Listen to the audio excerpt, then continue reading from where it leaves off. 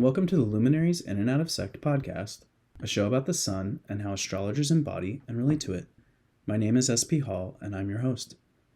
In today's episode on the Pisces sun as the sect light, I speak with the astrologer Gray Crawford. I'm really excited to be dropping this next episode of my new sun series, which will continue for the next year. For new listeners, please go back and listen to the moon series that I did last year, where I spoke to different astrologers about their moon sign. I hope everyone has had a good Pisces season. I apologize for the delay in releasing this episode. I've had a lot going on in my life, a myriad of things, from the good, the bad, to the ugly, honestly. It's felt like a bit of a tough one with the Saturn-Mercury Cazimi and with Mercury in Pisces in general. Late last night in my time zone, Mercury left the sign of its fall Pisces and moved into Aries. So hopefully the mercurial things in our life will get moving again with greater vigor and energy, if not necessarily greater clarity. I think the jury might still be out on that, but we shall see. As always, if you enjoy the work that I'm doing, please contribute to the podcast sustainability by becoming a supporting member or offering a one-time donation on my website. For those of you interested in an astrological reading, I've closed my books, but I highly suggest going through this and past episodes to find a practitioner with whom you resonate. I hope you enjoy the conversation.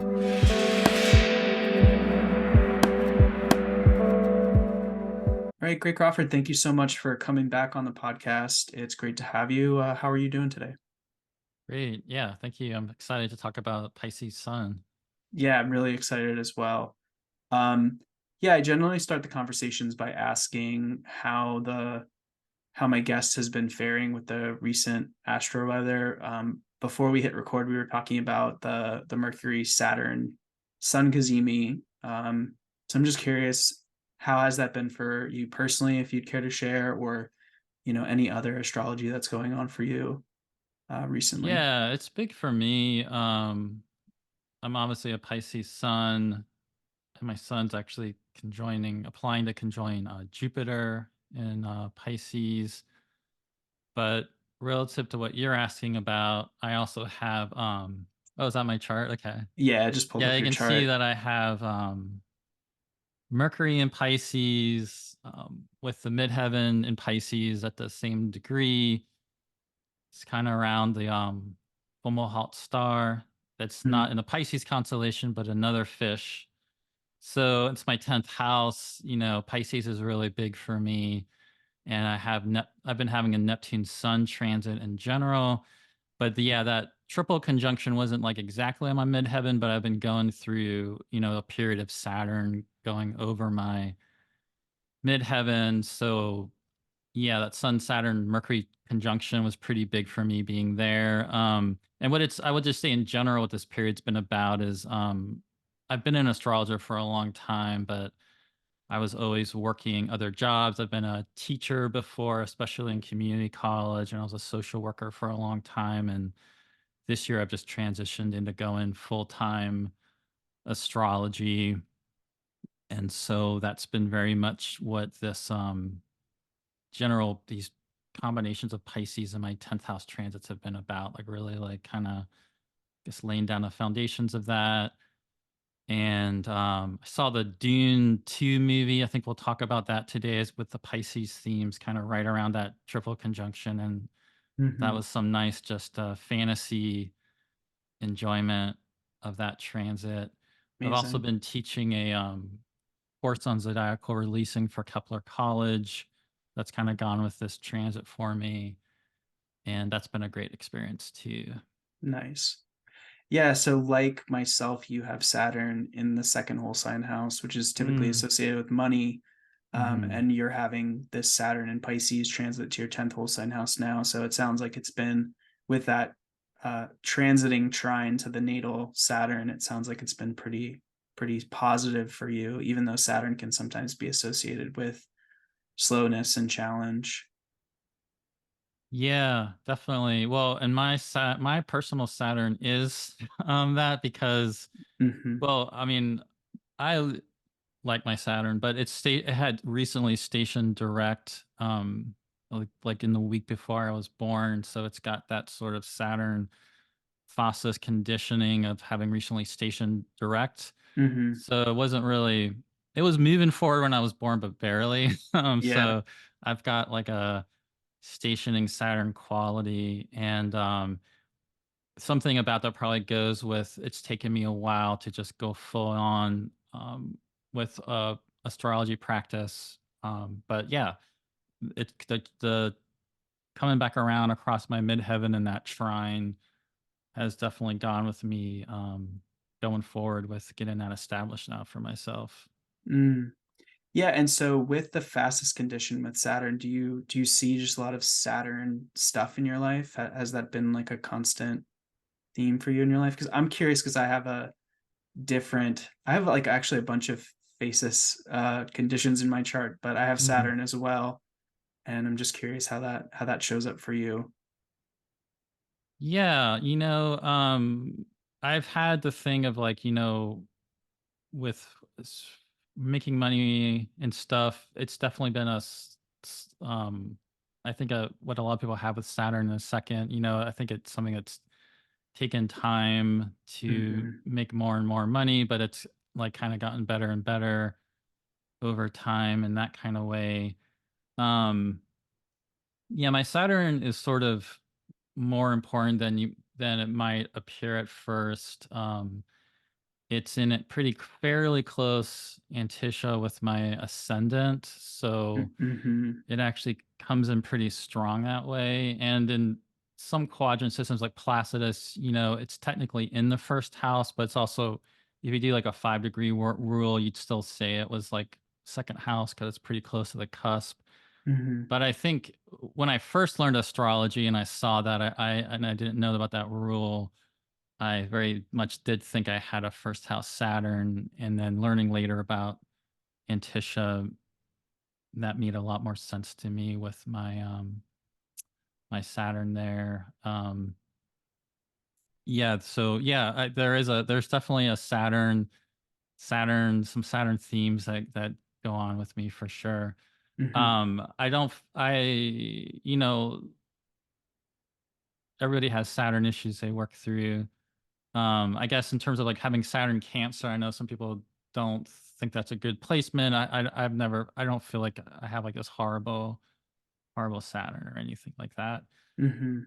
And it could be one of the things too. I know in my Vedic chart, because of the way things switch around, like Saturn's actually a good planet for me in a lot of ways because I'm Taurus rising and it's in Gemini. And Mm. but so maybe that's one of those things, the way the double layering of astrology kind of works, Yeah. even though I don't use that system myself in my practice. Yeah, and I just want to give a shout out to your Norwalk talk from last year, which is about the concept quote unquote detriment, Mm-hmm. where a planet is in the sign opposite its domicile, and so you have a whole kind of lecture, I think 2 hour lecture, something hour 2 hour lecture that you did on that. So I Yeah, just want to point people in the direction of that if they're interested in that concept. definitely. Yeah. Yeah, I think it's a really interesting. I mean, I definitely think it's very meaningful to have the planet in the opposite sign, but yeah, I just sometimes think with essential dignity, I think it's important. And everybody's different the way they prioritize things, but yeah, sometimes the way hear people, I think there's just a lot of nuance to bring into like the whole picture of how it's fitting into the chart with its Hmm. phase and everything else. Yeah. Instead of making very black and white statements that it's always going to mean something just because it's in this one sign. Right. Yeah. Yeah, absolutely.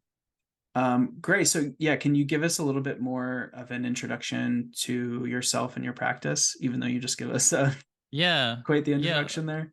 Yeah. So, I'm an astrologer. One of my main focuses is doing needle consultations, and I really enjoy working with people just on needle chart readings. But then I do horary also.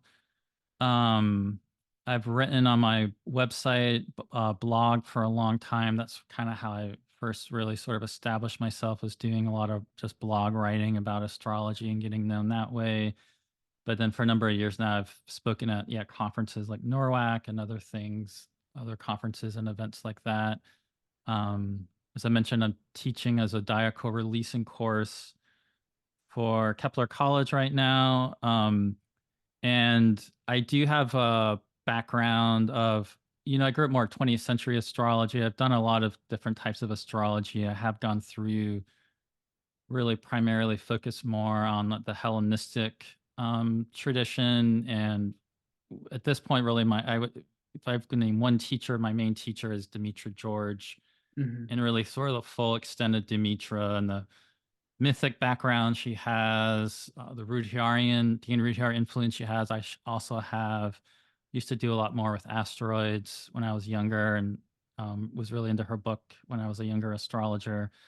Um, and I've learned from her with Hellenistic astrology. The way I'm teaching Zodiac releasing is more the way I learned it from her in person, which has a little bit more emphasis on using the rulers of the sign, the lords of the signs, Mm-hmm. as the time lords for the periods, and bringing in a lot more of that kind of nuance and complexity and stuff. Cool. And I have a Patreon also if people want to check that out. And one of the things I do there is there's a higher level where there is like a monthly class, and that's for a while and it has now been on fixed stars, where each month we do a fixed star and talk about the fixed star from different cultural perspectives and different mythological perspectives, and parans and projected degrees and natal charts, and how to magical histories and practices around the star as well. Mm-hmm. And And do you yeah, do that Patreon with your partner? Because I often, think, often, often. So yeah, yeah. my partner Jeannie is often doing them with me. Mm-hmm. There's some months where I do them without her, but Yeah. she is often has been part of many of them, and definitely on the past recordings. There's a bunch that she's on doing them with me. Yeah, Yeah, I haven't seen many of them, but the one I did see was you and your partner yeah, talking about a fixed star, and I just looked at your chart the first time before we started. We got into the Zoom, and I was like, "Oh, ruler of the seventh and the tenth. Okay, very very yeah, well dignified." So it's those little astrology things that jump out to you. yeah, yeah. My Pisces Jupiter is actually 29 degrees and 59 minutes of Pisces, which is Mm-hmm. what I always thought it was. And then the Kepler program runs it at 00. And I remember coming across that, and it threw me into a momentary um curiosity about which one is it. But Mm-hmm. I was open to looking at that, but yeah, it's I think definitely Pisces, and it does have that 10th house thing in my chart. But maybe we'll talk about this. But yeah, even though I do have a Pisces Jupiter, I mean it's very much like almost a zero Aries point Mm-hmm. It's very Jupiter. anaretic, It's as just people would it's say. like right on the right about to hit zero Aries when I was Mm-hmm. born. So Mm-hmm. it's a very, very end of Pisces, and actually the end of the Jupiter cycle too, because the sun's coming in to conjoin it when I'm born. So Mm-hmm. Mm-hmm. yeah, Cool. I think it's an interesting Jupiter in that way. Yeah, absolutely. It's like very tied in with your sun. Hmm. Yeah, and like it's like a new Jupiter in a lot of ways, like the changing of the sign right as you're born, and also conjoining the sun and starting that new kind of chapter. Yeah, although technically a very old Jupiter, Yeah. it's like the end of the cycle, but yeah, at the same time, yeah, I totally know what you mean. Hmm. Hmm. Yeah, and I'm like, it got me thinking about your moon phase too. We also have share first house moons, but opposing mines in Sag. But I have that very old moon that's waning, and you have this kind Mm. of this newer, not new moon, but you have a kind of Crescent uh, moon, yeah. yeah, yeah. So that's very cool. All right, yeah. I'm curious when you I also want to give a shout out to the last episode we did, because my ears kind of perked up when you talked about um, planetary phase and kind of Mm. delineating the condition of a planet, because we talked a lot about that when I was doing my moon series, and you came on and talked about the other Norwalk lecture that you did last year about the moon element and phase. And so I just want to give a shout out to that because I think it can give a big window into just like good ways to think about planetary delineation, like thinking about how to delineate the moon and its sign and how it relates to the sun. And you can kind of apply that to other planets as well in terms of distance from the sun and how that relates to speed and Mm-hmm. how that intersects with the element of the sign. Um, but all of that's to say, I'm just curious when you got into astrology. I know that you talked about it a little bit on that episode, but I'm curious. I'm curious as a day sect Pisces sun, if you always have Mm-hmm. kind of identified as a Pisces, maybe rather than a Gemini, or how that, with the Gemini moon, but you also have the Gemini rising. I'm curious how the kind of, how you felt about astrology before you became an astrologer, what that journey was like. Yeah, definitely. I mean, you did show my chart, so if people were looking at that chart, you can see that I'm very Pisces, being Sun conjunct Jupiter in Pisces, plus a Pisces midheaven. My ascendant is in Gemini, my moon's in Gemini, and my Mercury is also in Pisces, right on my midheaven. And there's nothing really messing up I mean, there's no like real, I don't feel like there's anything in my chart that's like making real something like, opposing the Pisces or it's pretty Pisces. Mm-hmm. So yeah, I Unimpeded mean, Pisces, yeah. yeah, I would often relate to descriptions of Pisces. Not all of them, because of course there's stereotypical caricatures of the signs that are out there that you'll see with some of that sun sign stuff. But yeah, I mean, a lot of the stuff I would come across about Pisces, I would be able to identify with. And I'm born in 1975, so there was certainly like a lot of astrology happening, but I didn't grow up anywhere where that was like around me or really accessing that except seeing stuff in newspapers. Um, but as I got older, there used to be a lot more bookstores, or I mean, there still are bookstores, but you used to be able to kind of go into bookstores and there'd be a bit of an astrology section. You could find some stuff, and not always like the greatest stuff, but just you could find stuff. And, finding used bookstores, it was more stuff like that for a long time that I would come across when I was first coming across astrology. It wasn't like me being on the internet Mm-hmm. reading stuff. There were no, podcasts, or I never met an astrologer or heard an astrologer Mm-hmm. speak until I was much older, way into my 20s. I mean, almost coming into like a Saturn return before, in the 2000s, before I even met anybody that was an astrologer. Mm-hmm. Um, but yeah, I mean, I would, definitely, and even with some of the relationship synastry stuff, my first girlfriend, real serious girlfriend, was a Taurus with her sun conjunct Venus and Taurus. Mm-hmm. So I've always thought like that's an interesting thing when I'd be like, oh yeah, we'd read stuff and be like, oh yeah, that Pisces Taurus Pisces relationship, there would be, not like it was all accurate, but it wasn't like way off, you know what I mean? Mm-hmm. And yeah, even there was like this big birthday book that would it's still probably out there that people see it, and it would divide the signs up into different decans, but then it would also throw in a cusp.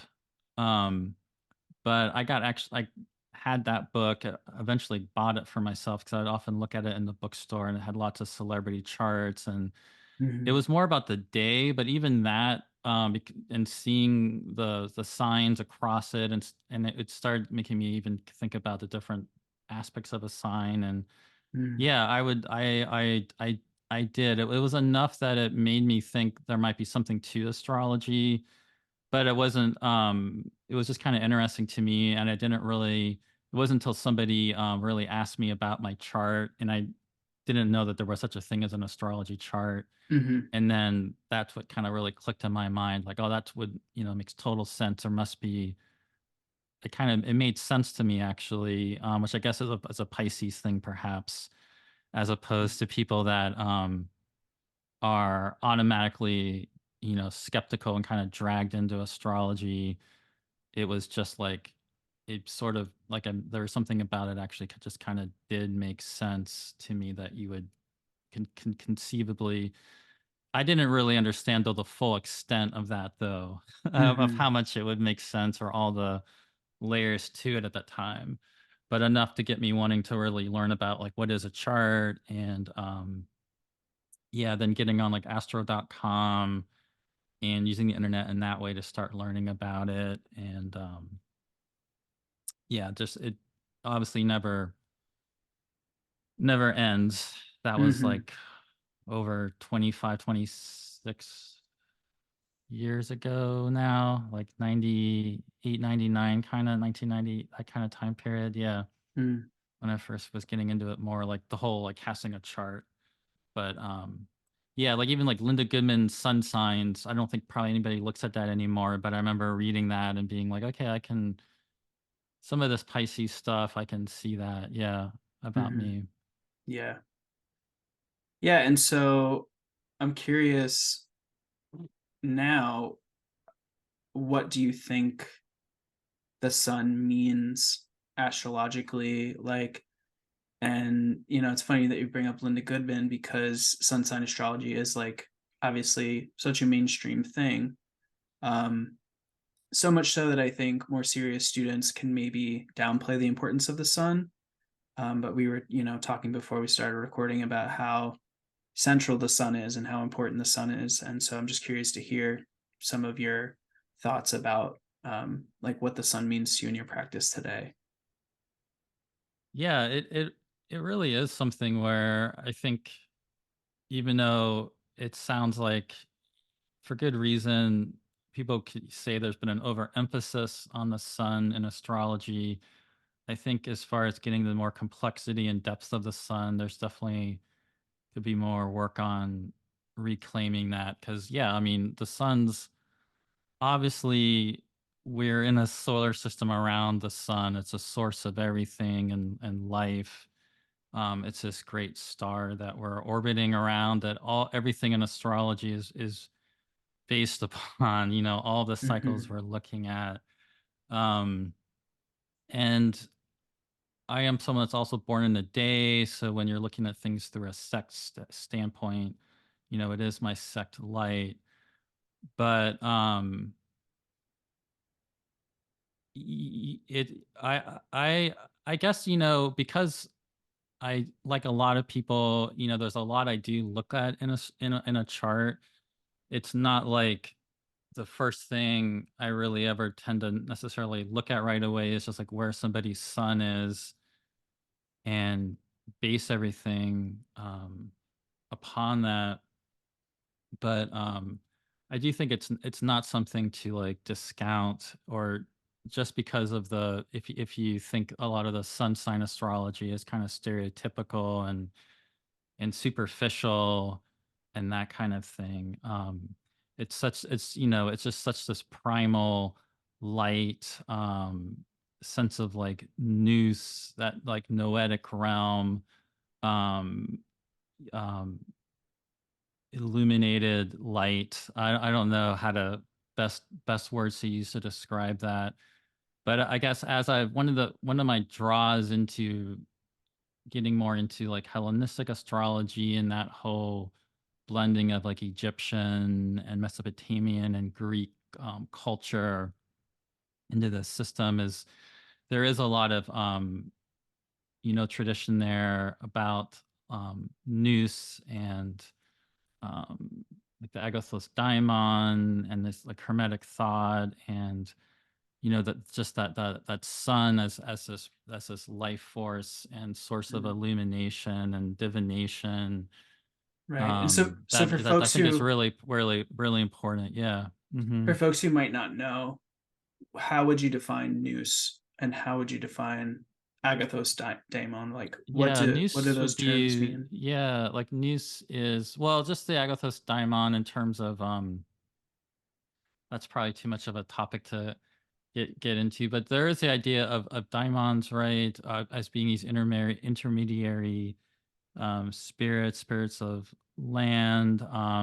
There's also ideas of like a guardian type of daimon that's sort Mm-hmm. of connected to you, as like a very connected to your destiny and like the sense of like a soul guide. Yeah. Um, and there's a cult figure of the Agathos daimon that definitely has some solar connections. Mm-hmm. And we see that with a lot of daimon, Yeah. often translated as the lot of spirit or other versions of that, which is basically it's the lot of the sun. It's another manifestation of the sun in your chart when you're looking at that. Mm-hmm. And so Noose gets into sort of that illuminated. I guess you keep seeing word illuminated light, celestial light, and this other type of intelligence. I think it's hard to. I even saying Nice, I realize if you don't know the background of that, Mm-hmm. it's hard to because it's even typically not translated, because I don't think there's a good Yeah. translation of it. So a lot of people just prefer to leave it as Nice because we don't Right. really we kind of lack the word for it Yeah. in our culture and language. But It's it's interesting sort because of it. like what's that the reason, it's sort of like the way the sun comes into like oracular divinatory practices. It's just sort of and the way the sun animates everything and brings everything to life. We could think about it, it's like almost another form of like revelation and epiphany. I mean, I know we talk about the moon as being revelatory, but it's the way the moon's reflecting that light and bringing it down to us. I mean, that's the Mm-hmm. sun is that light that every planet in the sky is reflecting back to us. All the it's that it is the source of that light. It's we could say it's very much connected to like what's animating us and like our on our Mm-hmm. souls and that kind of thing. And that's why the sun will get brought into like your sort of like the soul purpose you have in a way, and an intentionality, and what might bring about your reputation in the world Mm-hmm. and that kind of thing, right? In addition Yeah. to there's that more like oracular side to the sun. Mm-hmm. Yeah. Yeah. I was just gonna say in terms of talking about words and kind of meaning. There's so many words in like the study of philosophy, for example, of which nous is like, and I think astrology is a part. And I'm reminded of the term eudaimonia, which in Mm, Greek thought, we kind of philosophers today, or when I was studying philosophy in school, kind of generally can be translated as like happiness, with the mm, understanding that that's not quite what that word exactly means. It means more like contentment. But if you break down eudaimonia, you means good, daemon, spirit. It's like a good spiritedness. And it does really yeah. kind of touch on the importance of the daemon, and the intersection of fate and free will, as like our lot and our daemon intersect, in astrology, and thinking about happiness or contentment as this good spiritedness. I think reminds us of in the astrological the astrological um, context of like having a contact with that guardian angel or that accompanying spirit that we have. So that's an interesting thing that comes to mind in relation to how difficult it could be sometimes to translate words. Totally. I agree with Yeah. you. Yeah. And so to kind of talk about the sign of Pisces now, I'm curious like what that place means to you, and how considerations of myth, and by myth I just mean story, like our human propensity towards mythos, towards like creating stories about things, whether that be literature or film or what have you, how that influences your understanding of that place. Um, so yeah, I'm just curious to hear your thoughts. Yeah. Well, I mean, one of the things with Pisces that I always immediately think about is just water and the water element and the mutability, the double-bodiedness, and that quality of it, combined with also the uniqueness that it is the home of Jupiter, the exaltation of Venus. There is something unique about Pisces having the Jupiter and Venus as its two main ones. It's the only sign that does. Um, That has and both benefics, both so benefics, so yeah, dignified. Yeah.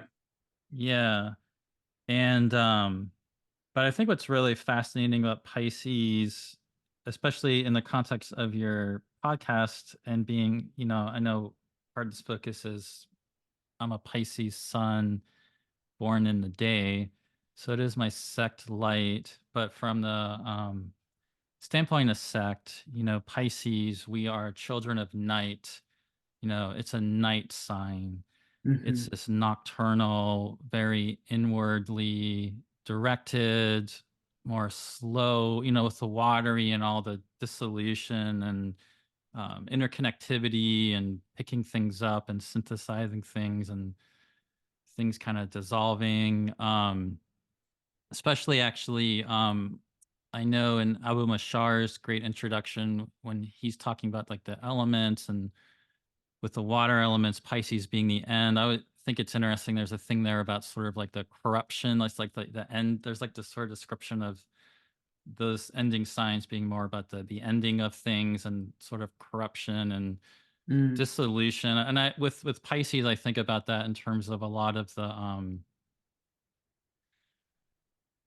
dissolution, like I'm saying. And there's a when we get into the mythos of Pisces, I think it very much does connect to night and the night journey of the sun.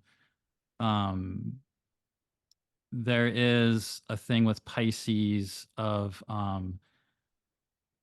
being aware of sort of the more chaos of the world, of how things operate, Hmm. as well as the mystery of things. And there's with Pisces, there's definitely this mystical side that comes in there, and this sort of diffusion that I know we can often be very confusing, I think, to people. Mm. And I think one of the things with Pisces, even though we're talking about the tropical Pisces, although um, am Sun Jupiter, either way you go about it, tropical or sidereal. So I'm a Mm. good guest for you in that way. Hmm. But the constellational image, which I think we can still work with in a tropical zodiac as a symbolism, I think it is just so fascinating about Pisces as well as the stories associated with that. But that it's two fish that are really moving in different directions. They're moving. They're not. They're in Menelaus's text. He talks about at one point, look at the two fishes and the twins of Gemini, and he kind of points out how the arms of the twins are forever linked in mutual embrace, but the fish, are facing in these opposite ways and have different courses. And when you read like some of the Eratosthenes, who's sort of a Library of Alexandria time period, those texts of like what was written down about the constellations and the stories, it's sort of described right away. One fish is like the northern fish, and it's pointed towards the Arctic pole. It's kind of like going up towards the pole, and the other one's kind of low along the equator and it's heading like west. But then Mm. there's like this ribbon of stars, and there's like this celestial knot that's sort of binding them together. So there's this like contradiction, there's this paradox, there's these different sides of Pisces. Um, and it's very much about, it gets to a lot of the stuff about being human in a way, being connected to spirit, or perhaps we're children of the stars, but we're here on the earth and we're Mm, incarnated in these bodies in this world of like suffering and great illusion. mm, And there's something about Pisces that just goes right into that with all the symbolism. And I think with the sun, one of the things about that being a night sign, to me, Pisces is very much about all of mythology with that night journey of the sun, which I think usually a lot about the Egyptian thought, and the sun going down at night, and every night facing that danger and potential death and overwhelm of facing this like chaotic serpent, mhm, um and having to then, and there's guardians with the sun on that barge, and there's getting into like different stars, potentially being part of that, but just that sort of nightly encounter with this sort of like chaos serpent or dragon. There's and so much mythology about the sun and the solar figures. They're the things that are typically get really interesting about those stories are usually the descent into the underworld, and those figures being put through this initiation, and they have to be kind of like brought down into this like underworld nightly passage, and they have to encounter the dragon or the serpent or this force of like chaos in some kind of way. There's something to me about Pisces and the sun in Pisces that's just really plugged into that. mm, And um the more um you kind of, if you have Pisces in your life, and there's a lot more to say about that, but I think that's a good starting point to start orienting yourself to the sun in Pisces. When we talk about the sun in astrology, we often will think about the sun as this great like commander, making decisions, and it can illuminate something and be very clear cut. And Pisces can be like that, especially when we're really inspired and we know what we want to do. But a lot mhm, of times Pisces, we might seem to other people, I know that we might not seem like we're going too slow, or what are they doing? They're just kind of wandering around, or going here, they're going there. But there's this real need to be able to connect into the depths, the mystery. There's so much that watery nature, and it picks up so much that's going on around it, that it does work out to be a very unique sun placement. mhm. And um, yeah, I'll stop for there for now. If you have follow-up questions, Yeah, I don't know if that's definitely. going I off on a. mean, I think about the sun, and it's like the thing of consistency, Mm-hmm. like it has this very consistent motion. It's generally in the same place in the zodiac. It's March 3rd right now, and it'll be in the same place next March 3rd. It's very consistent. It rules Leo, which is a fixed sign. Um, and then Pisces is perhaps like the most mutable of the mutable signs. Like water is this element that is very difficult to contain. Mm-hmm. It's very changeable. It's like very hard to grasp. And then mutable water, perhaps all the more so. And I think about the mysteries typically associated with Pisces, and how on Earth, the most mysterious thing is perhaps the ocean. Um, and I think about like how the sun cannot penetrate to the depths of the ocean. There's like places in the ocean that are so dark, uh, they're so far away from the sun that the sun's light can't reach them. And I think about the sun in Pisces as kind of maybe like a submarine in the deep, and that just that tiny little light that's shining. Um, And I felt like that speaks in some ways to, or somehow to, that kind of descent myth that you speak about. Oh, definitely. I mean, one of my favorite mythic figures, who's kind of also at the same time pretty nebulous. We don't have a ton of stories. Is Oceanus, who's sort of the great encircling in a way, more like a river. But Mm, Oceanus is that place where the sun is always is it's descending into um Oceanus, like every single night as part of that, initiating that night journey. Um And yeah, I mean, it makes me think even with, one story I thought of connected to, well, with myth, I actually always have had a very strong connection of Dionysus mm, with Pisces. I've always identified a lot with Dionysus. About actually, I think it was a decade ago now, on my blog, I wrote a thing out about the Dionysus asteroid, mm, and in that article also kind of went a lot into how I really saw Dionysus as this great mythic figure to represent Pisces, including all the contradictory natures of Pisces.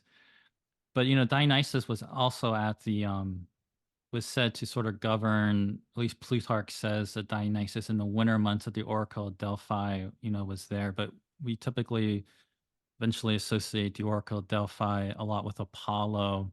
mhm, And it's even said that, Apollo came and sort of displaced a chaotic serpent mm, who was at Delphi. But I always look, one of the things I think that's really interesting about that is when Apollo is sort of convincing these priests from Crete to come to the oracle. I think it's in the Homeric hymn to Apollo, at least, that he takes this form of a dolphin, which is mm, probably a lot to do with the Delphinus dolphin constellation. There's a lot of thought about its heliocal rise being connected to Delphi, but mm, just that idea of the sun god turning into this dolphin, out of the sea, as being sort of connected into some of the mythology around the oracle, I just think is really interesting in connection to Pisces.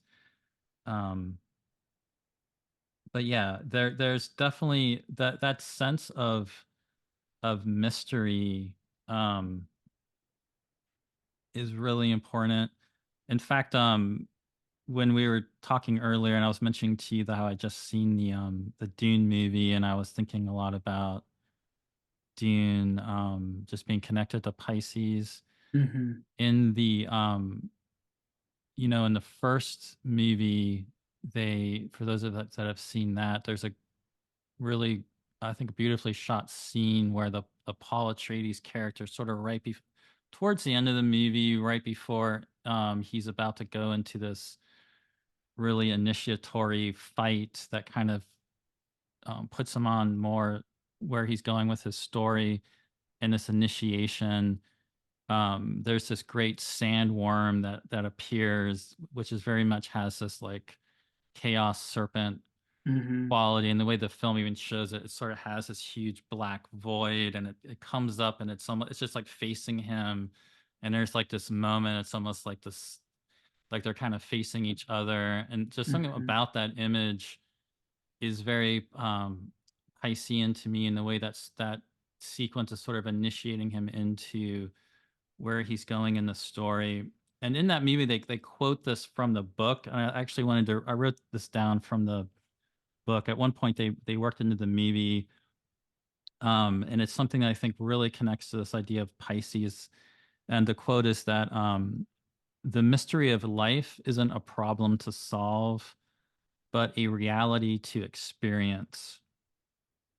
That is like so I think important to Pisces. mhm, Then it goes on. This is actually a dialogue in the book, but a process cannot be, so I'll just read it. The mystery of life isn't a problem to solve, but a reality to experience. A process cannot be understood by stopping it. Understanding must move with the flow of the process, mhm, must join it and flow with it. There's often this like people see Pisces as being very, I know, indecisive at times, and it's true. Pisces, we can kind of sit back and really be taking a lot in, but there is, you're right, an extreme mutability. So when you're combining the mutability with the water signs, it really does set us apart from Cancers and Scorpios. I have always have had lots of friends that are Cancers and Hmm. Scorpios, and you know them really well. Partner's a Scorpio, but and I know sometimes we all connect in a way that's often very direct and sort of hard to describe. And but I know the water signs, we all kind of see things about the other water signs, and we all kind of in our own way have our own issues with the way the other ones kind of go about things. But I know I feel like that's one of the things about Pisces that can be confusing or frustrating for people. But there is a difference where like Cancers, they're cardinal, it's immune, it's quick. They're going to tend to see something, be aware of something, make something happen, maybe manipulate something. Maybe, they're going to use something to their advantage. Scorpio is taking everything in. They'll strategize, have these long-term plans. Pisces really seeing everything else and picking up all the same things, and definitely will have this long vision and dream. But I feel there's something about that connecting to the mystery, that there's less of a thing with Pisces. I think what makes it challenging for the Pisces sun is, and the reason I'm trying to bring up this idea of chaos and mystery is, and being aware of the suffering of the world. I don't know, we're described as being the biggest flakes and illusions, lost in illusion. It's always find that kind of ironic, just because I mean everybody's trapped in a massive illusion. Hmm. Everybody's in an illusion. This world is like full of illusion, more so than ever right now. Yeah. And Pisces are actually often picking up a whole other kind of realm of things. Sometimes, yeah, they can be kind of checked out, and Hmm. but I feel like it's we're less trying. There can be a more with Pisces sometimes. This personality in the Pisces sun compared to other sun signs that are less about trying to control everything and having control, and there's more of a willingness to kind of like step into that mystery and sort of figure out where is it going, and there's a way that there it is very mutable and flexible. We can actually adapt. We're actually way stronger. We're actually way more resilient. we're Hmm. we're actually way more even able to be independent, take care of ourselves, and then we typically get characterized. I think because we're also being Jupiter Venus, we're very friendly, tend to be very open. We're not going to Yeah. just necessarily like cut you down if we think you have some kind of say something. We tend to, there is an empathy. You can kind of take in where Mm. somebody else is coming from.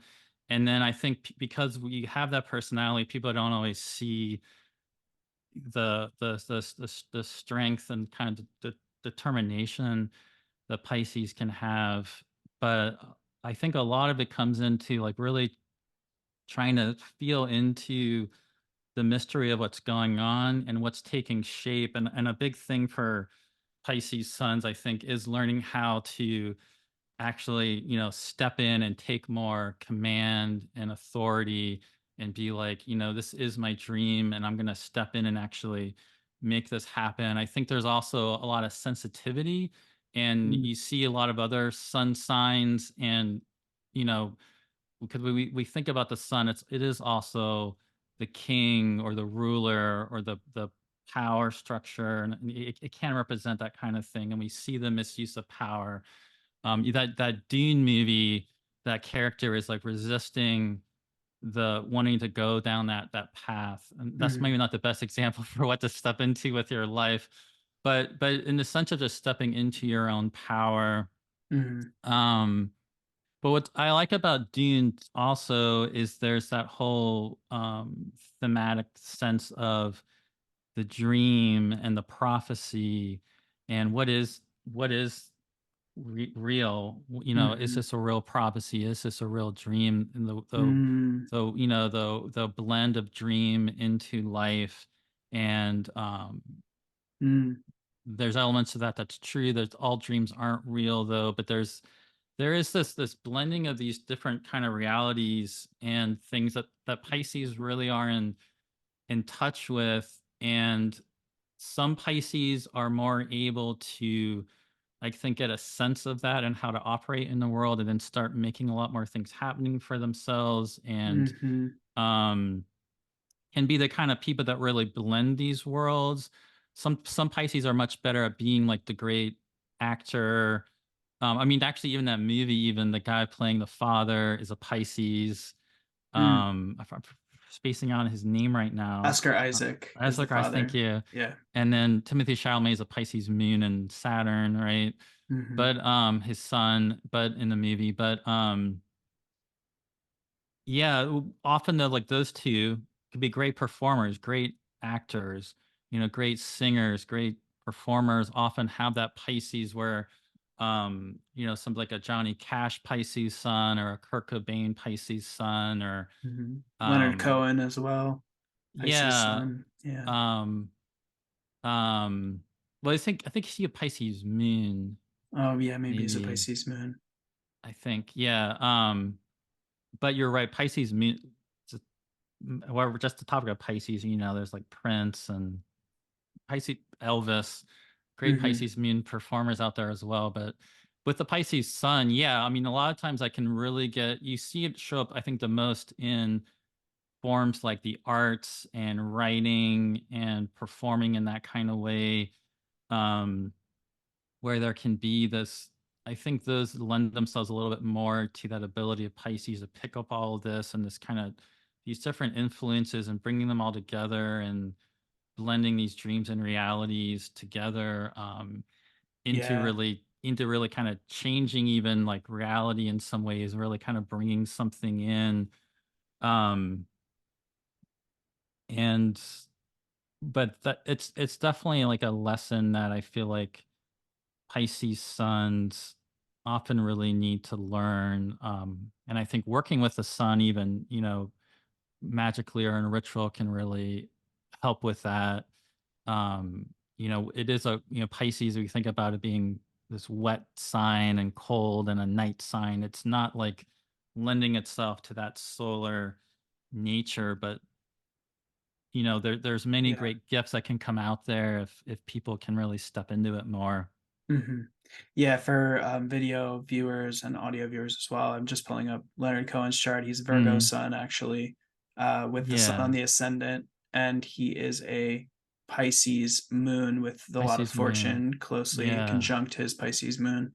yeah, So yeah, he is a Virgo sun. But the yeah. Pisces moon definitely comes in as well, which you can, I feel like, hear very, very clearly in his music. Oh, Um, totally. yeah, I think the thing that stands out for me in your kind of explanation of Pisces, or that comes to mind, is, like the ocean is a big place. And if we think about the sun as mind, um, the benefit of the Pisces sun can be larger aperture, a greater perspective to see the currents and how they interact, which I think speaks to um, Pisces sun, as you describe it, their ability to have compassion and be understanding. Um, but I like that you focus on, the actions that the Pisces sun maybe can take to focus the perspective, like focus the heat of the mind on a particular place, so that those goals can be activated or effectuated or what have you. So I really appreciate that. And yeah, I just want to shout out astrology podcasts because I was listening to it today for the March forecast, and they were talking about how Dune is having its second Saturn return right now, Mm. and they were talking about Saturn in Pisces as this placement that's associated with world building, especially as it relates to fantasy. And I think Dune is such an interesting thing. There's definitely, which you kind of see in the first film. There's an interesting kind of like Orientalism at play almost, because the world Oh that's being yeah. the world that's being created is this kind of desert society. And so, I'm reminded of this course I took in college, where we talked about this Japanese text in cross cultural philosophy, where the word for climate in Japanese is the same as culture. And so there's something about climate that influences the way people interact and formulate society. And so much about Dune is about climate change and the kind of worship and veneration of water because of its scarcity.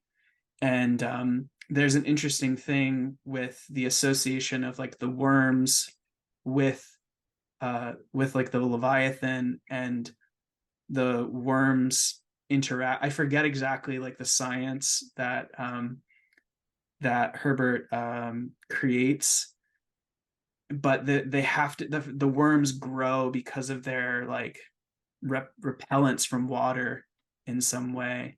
Um, so there's a really interesting thing. And not to, spoiler alert to anybody who hasn't read the series, I stopped after the third book, I think, which is called the third or fourth, stopped after God Emperor. And in that one of the characters basically becomes a god and has this ability to see thousands of years into the future and basically change their actions as a result of that, which I feel like is an interesting, you're saying something about Pisces and long-term planning and being able to see down the road. And I think about intuition and the ability for forethought, especially as you relate it to the sun and Nous and the divinatory element. And there's something about how time relates to that I think is kind of important to emphasize.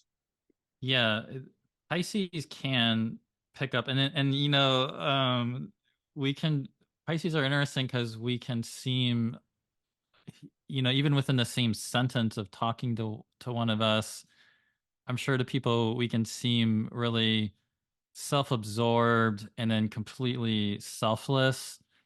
Almost simultaneously, we can move between these, like, and I mean that ability to be like, oh yeah, I can like see way down the future. Sounds like the kind of like more self-absorbed, narcissistic Piscean personality, but there actually is there is something where, I mean, probably all signs can do that to a certain extent. It's not unique to Pisces, but there is some weird way where we do get these premonitions of things and we pick up these things. I think because there's something about that mutable water and that nature, almost like the two fish going these different directions, but one is definitely kind of going up to the pole, whereas the other one's, coming down along. It's kind of said to be heading west, but I don't know. I think about that way of that celestial knot, and even when we think about Jupiter and Venus, and they are these, you mentioned how they are considered the benefics. They very both are about life and fertility, but also in a lot of ways, fellowship and relationship and alliances. And there's a way where Pisces is always trying to hold these contradictory tensions. And there is a thing though within that somehow, the way however that works, we definitely do pick up on these premonitions of things. It's definitely not always ends up being accurate, that's for sure. Mm-hmm. Um, but I think where the Pisces can sometimes struggle is, I think there can be, I know we seem kind of self-destructive and sabotagers. I know a lot of people, and there is just something. It's there's something where the Pisces, for whatever reason, I feel like can really struggle to just like, whereas other people get these like big plans together and they're strategizing everything, and there's this whole plan for, maybe it's just because Pisces kind of knows things are so chaotic and things can all fall apart, and who knows what's going to be happening 2 years ago. Why would I have like a 5-year plan when I don't know what the Mm-hmm. world's going to even be like by then? I think Pisces is fed more from like this deep dream. It's like they have this deep inner sense of a dream or passion or something that really brings them alive. And we can actually give everything to that. We can be completely devoted to that. And it has much more to do with this devotion and this sense, this like sort of like yearning, and it is something calling off for the future, and we can really get this like wide open sense of like where we might go with our path forward. But it's a different quality than like say like a Scorpio that will just have, they'll be taking everything, and then I love Scorpios, and I'm always just like, wow, it's amazing, like you just got this whole plan, it's all, Mhm. it's serious, and it's like this is going on, and wearing all, like, because I'll be like, oh yeah, I get that, but like I wouldn't just have it all like locked in on this plan like that. There's something about Pisces that's less about that. It's almost like not you. It can be less about these like detailed steps to take. I think those kind of things can be helpful for Pisces to maybe get more organized and structured. But I feel like it tends to be more about just having this like big deep dream that you're really devoted to, and that's really like the driving force, Mhm. if that makes sense. Totally. I Less than mean, about like having everything planned out. I'm just going to lock down this plan and everything's going to go according to my plan. Even if there is a plan, it can change very quickly, and I think that is actually a strength of the Pisces sun. It can change. We can adapt. Something mhm. starts going wrong, where we're actually can be less thrown off and be like, okay, I'm ready to encounter this. It's almost like trying to, it's like how our reality is shifting and being aware of where things might go and holding all that, and then being able to move with where it's kind of going in the moment. um but it can behoove us to actually get more, you know planning to be ahead of the curve, if that makes sense. I don't Mhm. know, I feel like we often are just sort of like into the moment of what we're experiencing, then yeah, and then we can definitely come off that way to other people, like, come on, get yourself together, like do something, I don't know. I'm definitely only describing one side of Pisces. I'm realizing as I'm talking that I'm kind of going in on this one side of it, where there are all sorts of sides to Pisces, and it's definitely going to show up differently and different with different people. And Mhm. yeah, and definitely some people with their chart and stuff, they're going to be a lot more decisive and that kind of thing. Yeah, for Yeah, sure. absolutely. Um, yeah. I mean, Um, I think Pisces, in the end, we are decisive. It's just, I know for myself, sometimes I just take longer than I would like to really to think about something. And if I'm given that space to think about it, I really will take it, and I mhm. will think about that, and spend a lot of time thinking about things from all these different sides and playing out all these different scenarios of what might happen. If we have to decide something quick, we can, and I can, but when I'm given space to, yeah, there is something about really wanting to just take in all the different options. And I know in my chart, I'm very happy that I have a Venus in Aries, for example, because having some Aries and a Venus in Aries definitely helps me with like having more of that fire and that kind of thing to take action and make stuff happen. Mhm. Um, yeah. Yeah, I mean, what you were describing about Pisces definitely reminds me of the quote from Dune that you mentioned about not being able to understand the process by stopping it, Mm-hmm. having to like flow with the process to Mm-hmm. understand the process. And there's something I feel like that you're speaking to with that. I also just want to say, I think in these Saturn and Pisces times, Dune is a really interesting cultural artifact because the thing I associate most with Dune that my dad said to me a lot as a kid is this quote, just fear is the mind killer. And there's a Mm. whole, I think they call it like the litany against fear or something like that in the book, which is this kind of Benny Gesserit like recitation. And I'm reminded of the part in the first movie where he has to like interact with the Gom Jabbar, if I'm pronouncing it correctly, which is this Mm-hmm. box, and Mm-hmm. the Holy Mother or whatever is basically just like if you take your hand out of the box, if you succumb to fear, you will die. But ultimately, and he's experiencing this excruciating pain, but ultimately there's just like nothing there to fear but fear itself, kind of. And that, I feel like that speaks a little bit to Saturn and Pisces in general, and maybe perhaps what you were talking about the world. Um, because I was just thinking about like what Pisces or what Saturn signifies as it goes through these signs, and Saturn in Pisces is kind of like the dissolution of structure, or structure getting this Definitely. kind of funky element. Um, and so there is something to what you're saying about like people can judge Pisces as being um, living in their own worlds or what have you.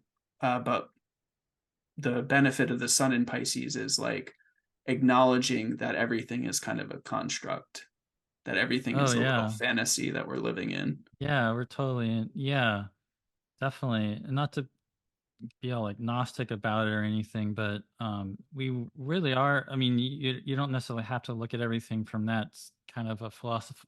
You can, but you don't have. But yeah, we definitely are in all sorts of illusions, and people are all operate. Everyone's in this illusion, and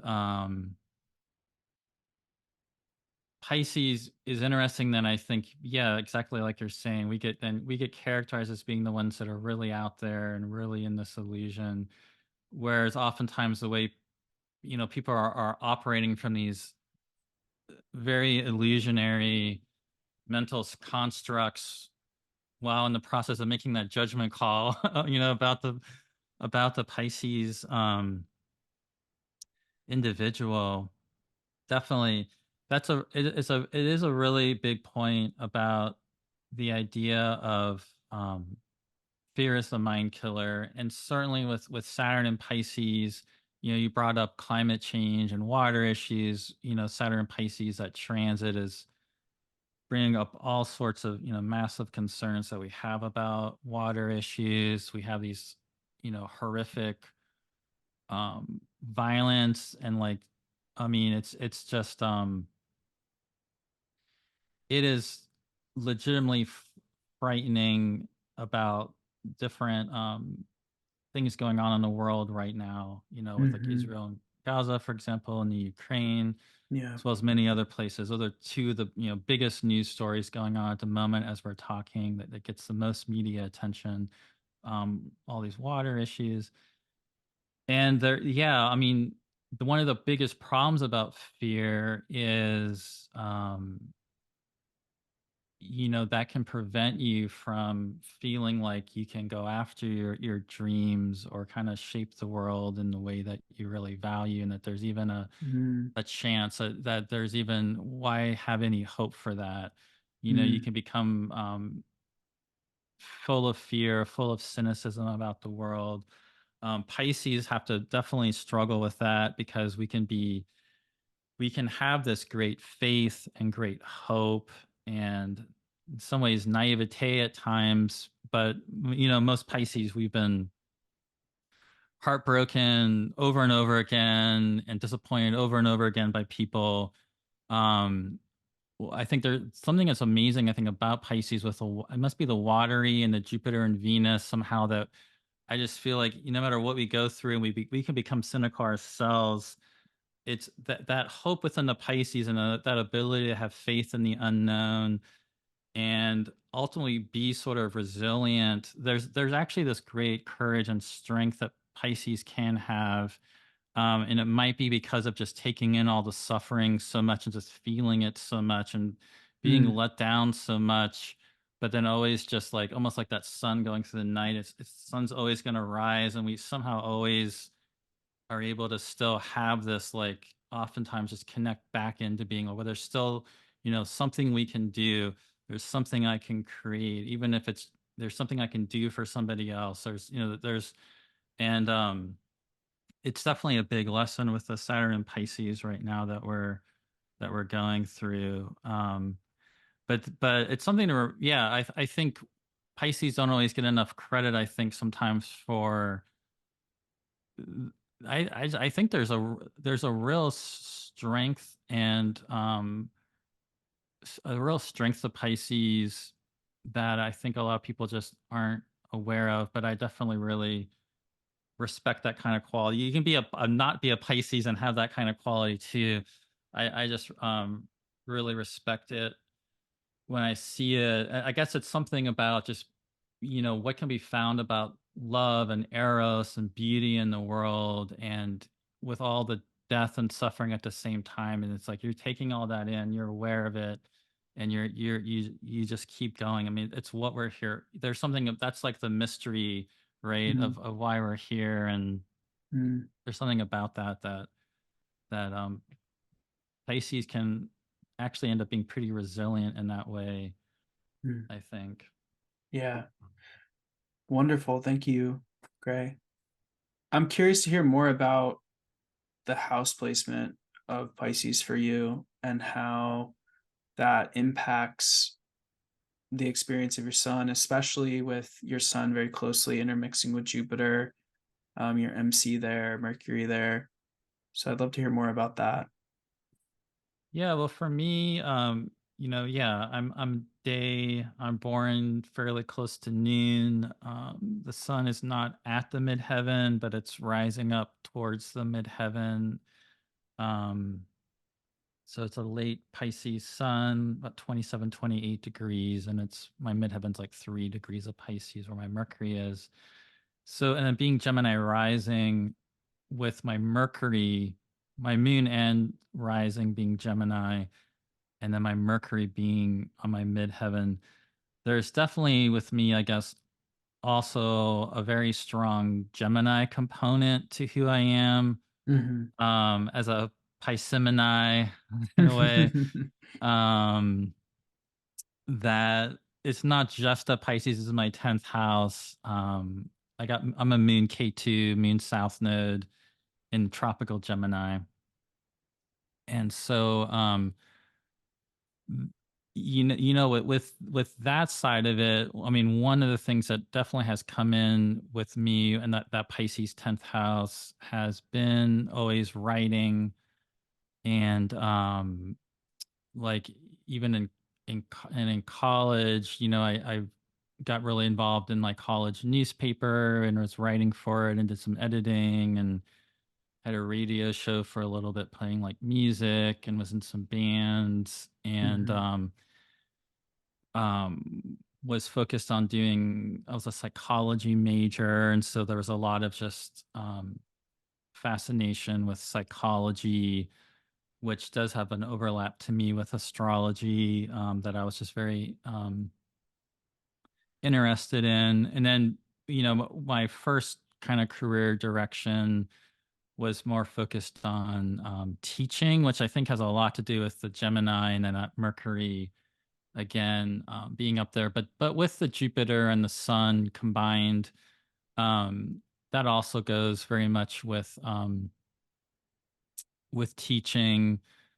And one thing, I guess, how that connects, I guess, with Pisces in a way is there's definitely also with the water and the mutability and that Jupiter rulership, there is that taking in, this the larger meaning of things.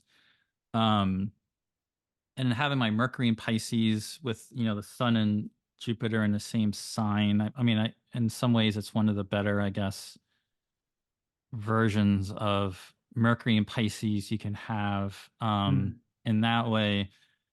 Um, but there is a way with that kind of combination, I feel like, to and I guess that's probably kind of the Gemini though coming in too with me is being able to kind of break things down and synthesize things together as part of like teaching something or writing about something. But with me, and I think most people that have a big Pisces thing, there's a lot of things about, that bigger meaning and that bigger vision, and wanting to get that across to people. I guess one thing though about that, even though I went into teaching direction, I guess one thing that does relate to that is that you see a lot with Pisces, and we were talking about the movie earlier. is I did have a period of time when I was younger of being interested in being a filmmaker, Mm. and I wrote some screenplays, made like a 16 millimeter film. I Oh. considered going to, I got into a films, like a master's in fine arts film program in the Los Angeles area, and considered going there at a point, but I didn't. Mm-hmm. And I got away from doing film, and as well as writing anything creatively like that and on that kind of scope. But I've always been curious, if that ever comes back in, and at some point when I get more time, I might move more into trying to get back into doing like videos or something that might maybe at least relates to astrology in some way. But Mm-hmm. that's been in there too in the past with me. That's again very typical for Pisces, to want to do something with some kind of storytelling, big picture, tying, something like a film or a story. You can really bring a lot of things in together with that and teaching it. But then, I guess also classic kind of Pisces things is I've had careers. I did social work for a long time. I've had different things at points,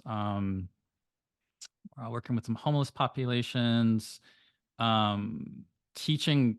I mean, probably my favorite teaching job I ever had was teaching and advising at a community college in Tacoma for a program for students that had basically dropped out of high school and sort of like Running Start, but the difference was they didn't have to test into anything. They could Mm-hmm. just have no credits and just come to our community college for free. And as long as they could get in there and like pass classes, they could get back and get their high school diploma, but also be earning college credits at the same time. And I taught like the sort of entry class to get them like hopefully helping them to step up into doing that. But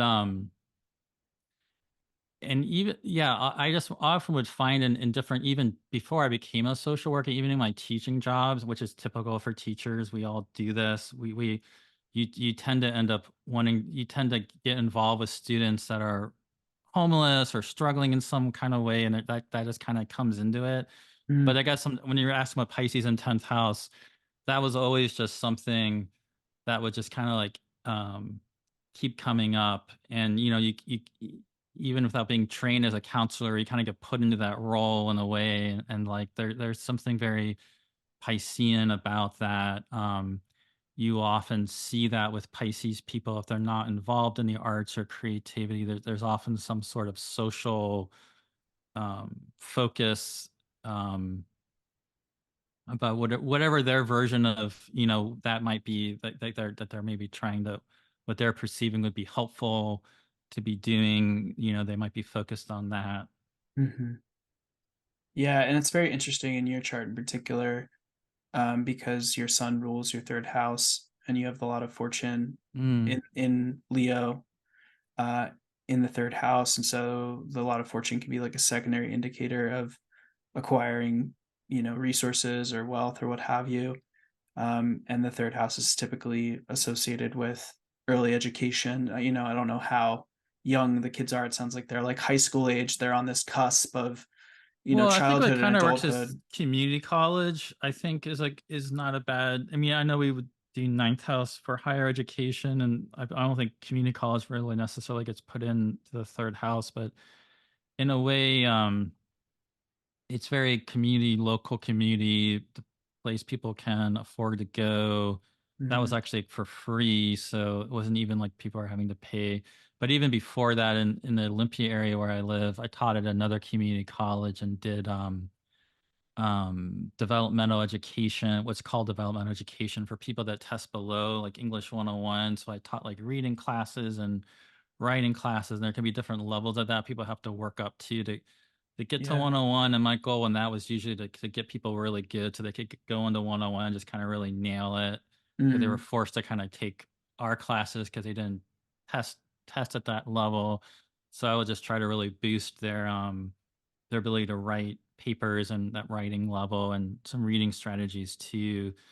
But yeah, I think there's a bit of a third house thing there.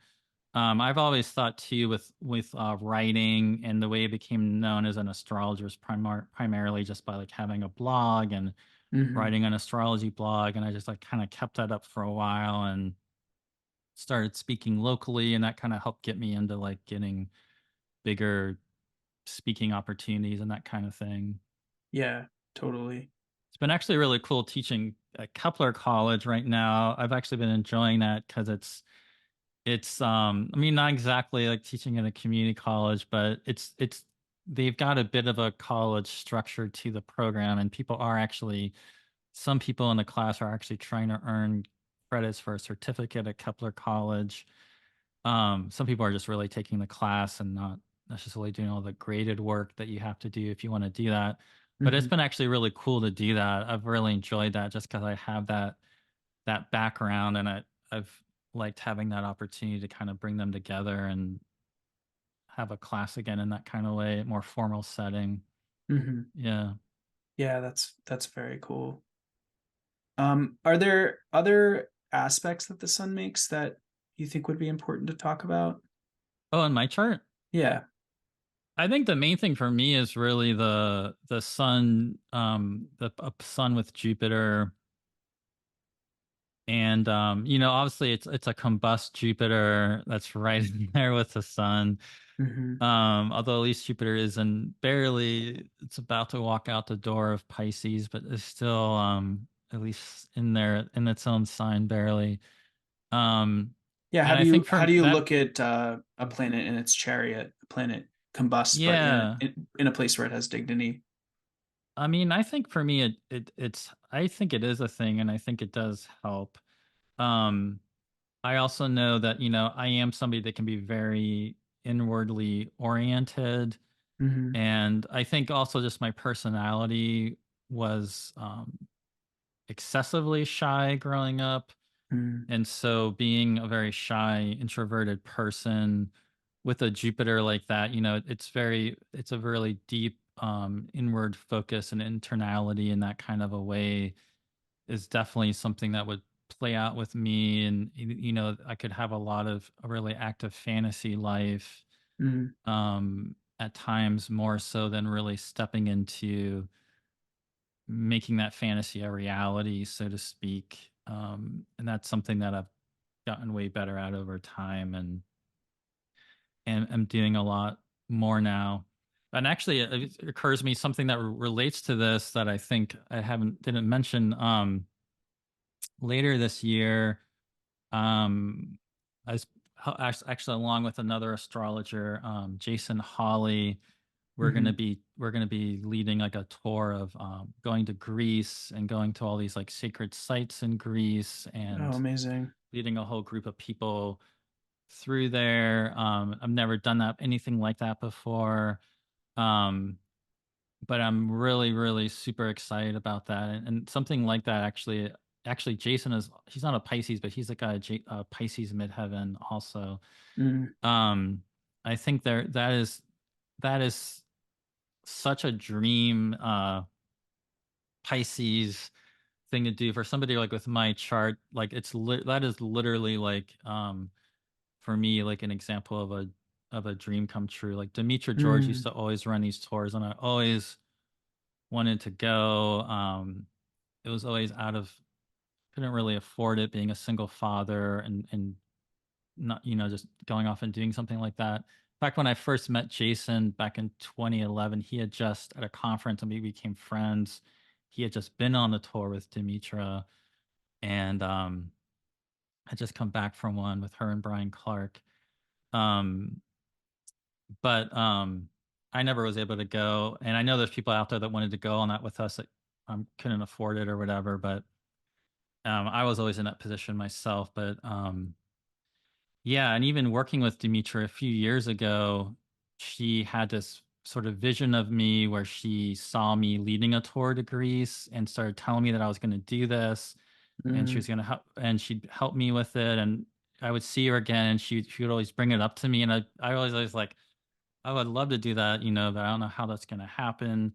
Right. Um, but there's something about that which I think is just great, which is see how to, because it's very much about, you know, taking people and being with people to have this very just being in the field and the actual land of the myth, and so talking about the myth and helping people orient, but actually, you know, being in the actual place and having that full on experience, and also even the idea of like traveling and movement. I think there's something about Pisces, you know, maybe all Pisces aren't like this, but like a lot of us are, where we love being on like a road trip. We that being in motion and change, we can just move with it. We can really get into that. Other people might have a trouble with it. I guess maybe anybody that's really mutable can do that in some at a Yeah. certain I extent. I relate But as a there's Sag for sure. yeah, definitely. Yeah, Sag and Pisces are great company for something like that. I think that's where our Jupiter mutables really can come together. And I think for Pisces, there's something very like immersive about it, and I'm really excited about that opportunity because it's sort of like helping to try to hopefully open up a certain like field or dimensionality of reality with the landscapes and the spirits and the gods and these Hmm. sacred sites, and Yeah. hopefully to help kind of hold that space for people to really kind of enter into and have their experience, and then kind of help whoever needs help orienting or getting through it, you know, that kind of thing. Like Hmm. that it actually is a good fit for my chart, I think. My partner's actually also, her dad is born in Greece, and she's never been. So she's Greek actually, but hasn't been, and so the whole ancestral connection she's gonna have is gonna be huge, and I'm really excited about. But I'm Mm. hoping it could be like an opening of a new kind of direction. I don't know where. That's kind of very much been unknown for me, Yeah. but it's like it's another side of astrology and what I do with my work that could be like opening up this year. That will be something I do again, you know, the kind of thing. Hmm. Um, and there's a lot of excitement I have about that. It's a good example of sort, I guess, what I was trying to talk about earlier, where like, yeah, I would, that's the thing. I had like this dream of that, like that'd be amazing, but I never got this whole plan. Like, I'm going to figure out how am I going to lead a sacred tour to Greece in a couple of years and take all the steps I need to do to make this happen.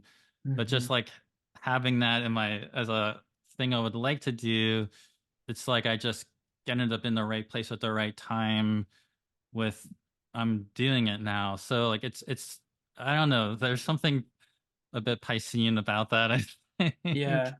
Like if that makes Jupiterian, sense. Jupiterian Yeah. can like hope things into existence somehow without Yeah.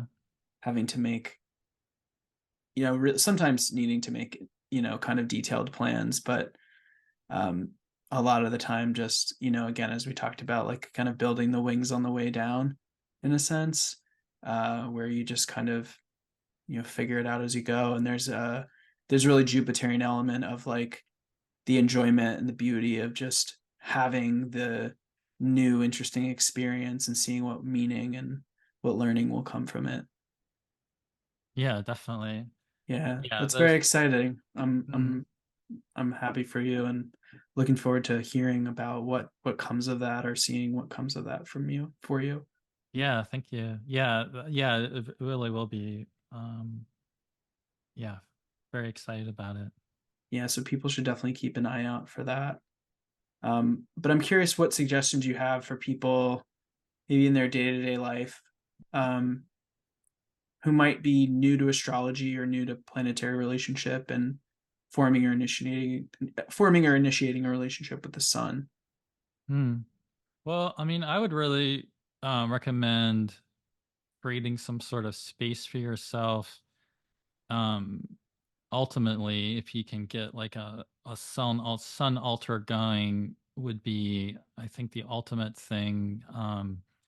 Like a kind of container like that. But if nothing else, just getting a practice of being with the sun when the sun's rising as much as possible, just experiencing sunrise. I mean, the classic, you know, experience sunrise, experience the sun culminating, really Mm-hmm. also that experiencing the sun setting in the night. And with magic, some of the Greek magical papyri texts, I mean, there's very, even with, there's some, even actually, we we're out the Agathos Daimon earlier, there's some with Agathos Daimon where you're reading this invocation and you're doing that at sunrise, at the sun culminating, at the sun setting.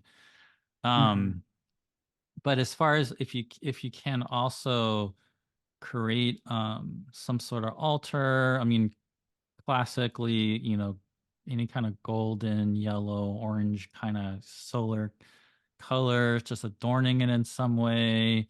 Yeah. I really love rosemary with the sun personally.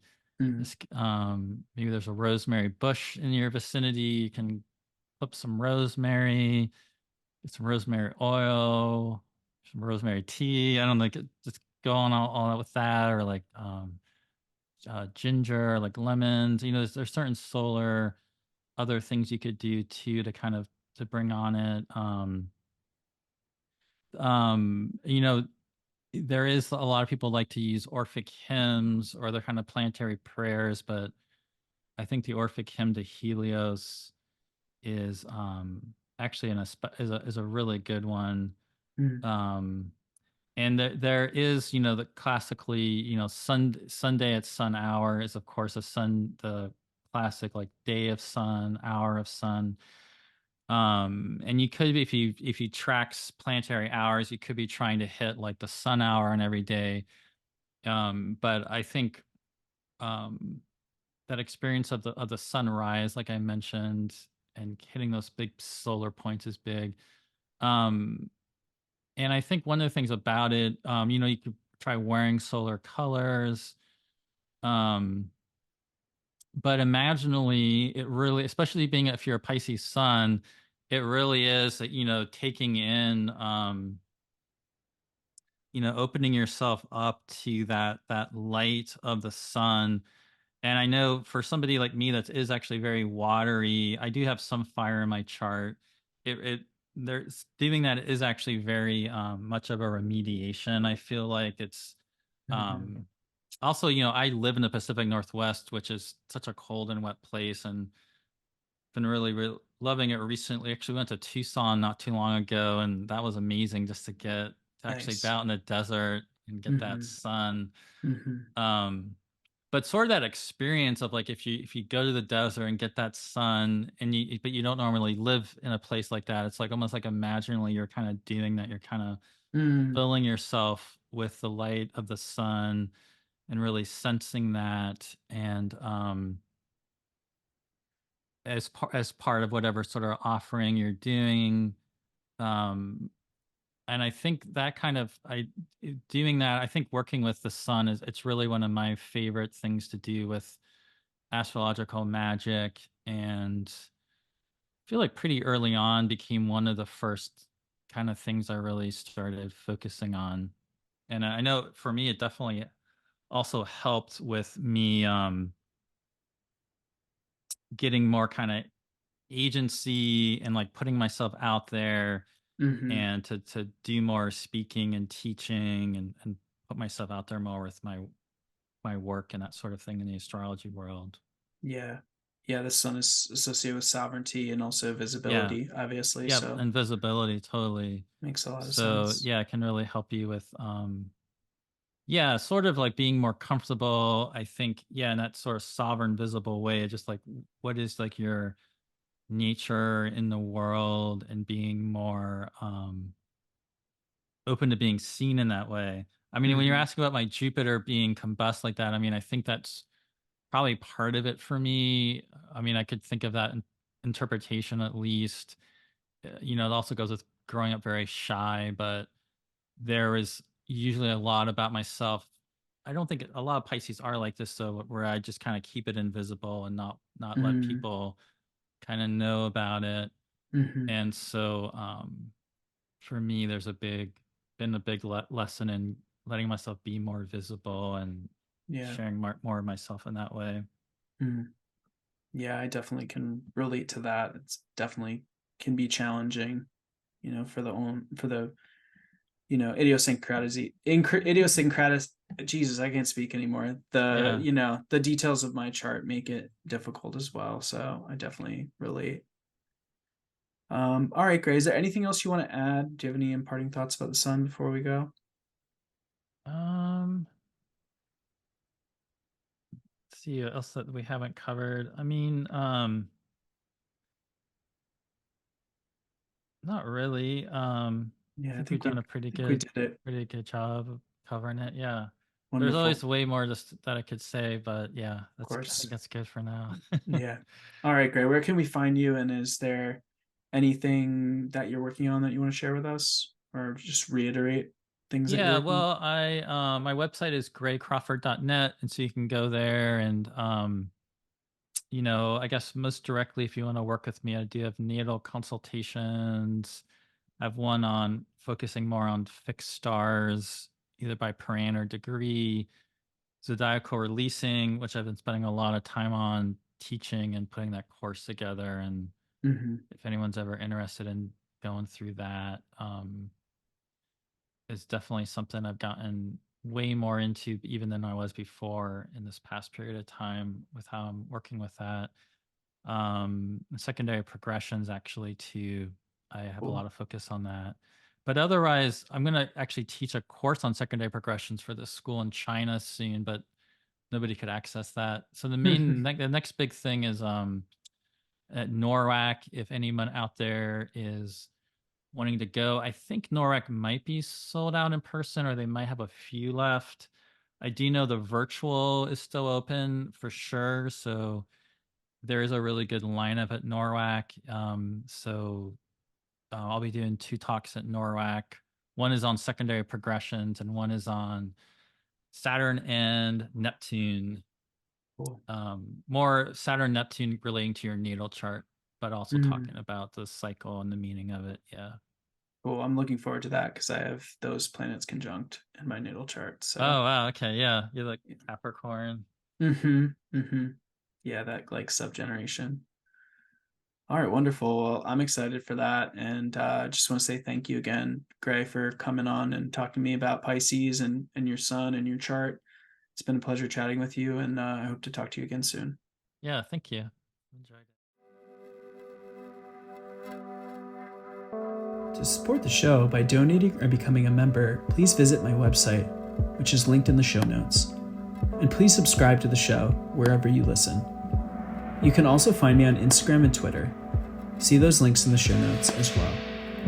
If you have any questions or feedback on the show, please feel free to contact me via my website or email me at spalhorary@gmail.com. In the show notes, you can also find links to astrologers and resources that we touched on in this episode. Thanks for listening to the show. I'll see you next time.